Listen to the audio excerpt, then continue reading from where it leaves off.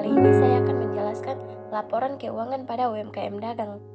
Sebelumnya perkenalkan, nama saya Rahmatia Muhammad, kelas C dari jurusan akuntansi dengan NIM 9214222020. Tujuan pembuatan video ini untuk memenuhi tugas ujian akhir semester mata kuliah akuntansi keuangan menengah.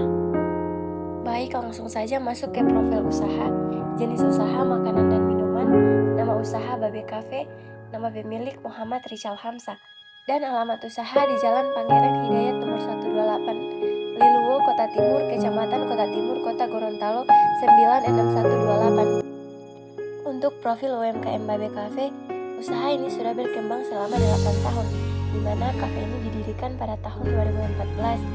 Jadi pada awalnya bangunan ini memang sudah ada, namun masih lumayan kecil, dan Bapak Rizal Hamzah berinisiatif untuk membuka usaha kecil-kecilan, dan dalam usaha ini memiliki 6 tenaga kerja.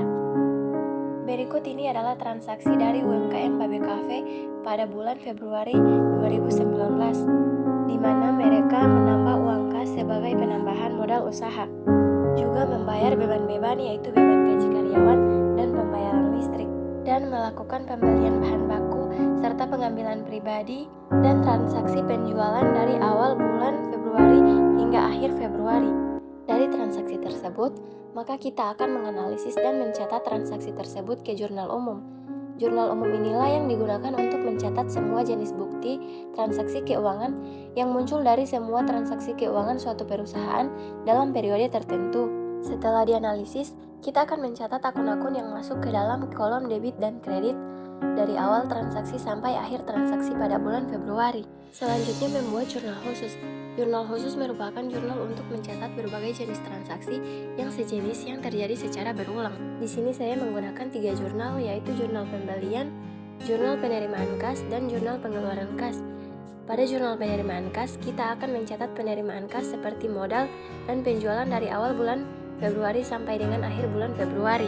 Sedangkan pada jurnal pengeluaran kas, kita akan mencatat pengeluaran-pengeluaran seperti beban gaji karyawan, beban listrik, pembelian bahan baku, dan prive. Selanjutnya membuat buku besar untuk memposting akun-akun yang ada pada jurnal umum, seperti saldo awal, penjualan, pembelian, dan pengambilan pribadi. Selanjutnya memposting akun-akun seperti utang gaji, beban gaji, pembelian, prive, penjualan, beban listrik, utang listrik, dan modal. Kemudian akun-akun yang telah diposting akan dicatat pada neraca saldo untuk membuktikan pencatatan buku besar tersebut dengan hasil yang balance.